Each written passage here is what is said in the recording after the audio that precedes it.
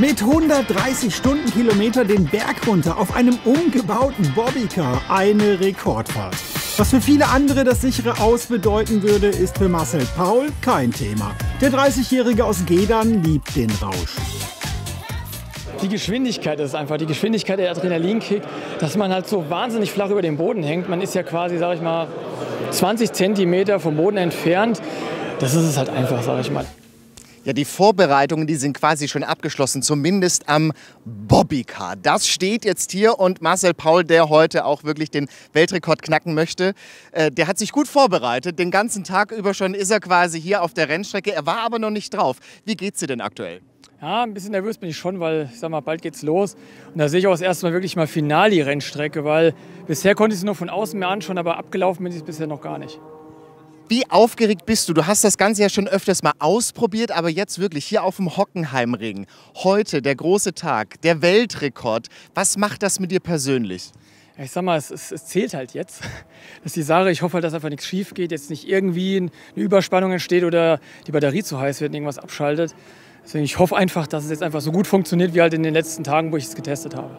Wie schnell wirst du denn heute sein? Also man kennt ja Bobbycars von früher. Wir haben dich gerade schon im Beitrag gesehen, wie schnell du da schon unterwegs warst. Wie schnell willst du heute sein? Was wäre der Traum? Also ich sag mal, ich bin ja eigentlich ein richtiger Nerd. Und mein Traum ist eigentlich, die Zahl von 140 km/h zu knacken. Das ist quasi der Wert, den der DeLorean zurück in die Zukunft benötigt, um in der Zeit hin und her zu reisen. Ach ja, also wir hoffen mal nicht, dass du dann irgendwie durch so ein schwarzes Loch fährst und nicht mehr da bist. Aber 140 ist ganz schön schnell. Da braucht man auch einen Schutz und den hast du hier. Bist du da auch wirklich genug geschützt, wenn du von dem Bobbycar quasi runterfällst? Also was könnte da passieren? Genau, ich habe hier quasi einen Rennlederkombi vom ganz normalen Motorradfahren.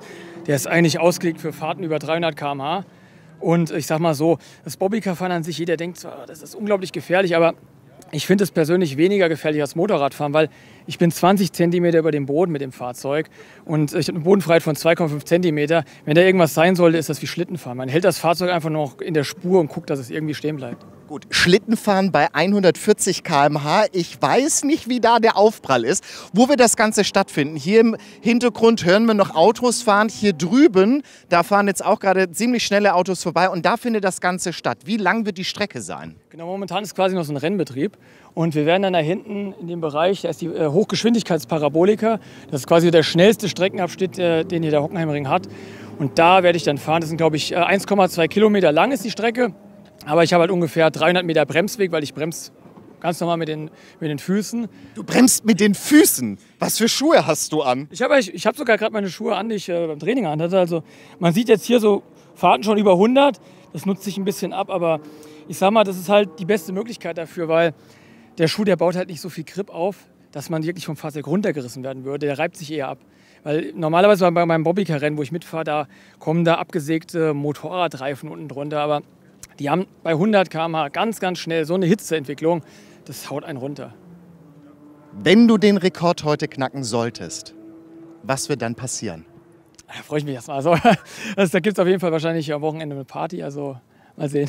Also vielleicht gibt es heute auch schon eine Champagnerdusche, wir wissen es noch nicht. Wir werden das Ganze sehen und zwar um 19:30 Uhr in der Hessenschau. Da sehen wir dann, ob er den Rekord knackt oder nicht. Ich drücke ganz fest die Daumen. Bei dir geht es jetzt gleich los, rüber auf die Strecke. Also unbedingt einschalten. Der große Weltrekord im Bobbycar fahren. Kriegen wir es hin oder nicht? Schauen wir nachher um 19:30 Uhr in der Hessenschau.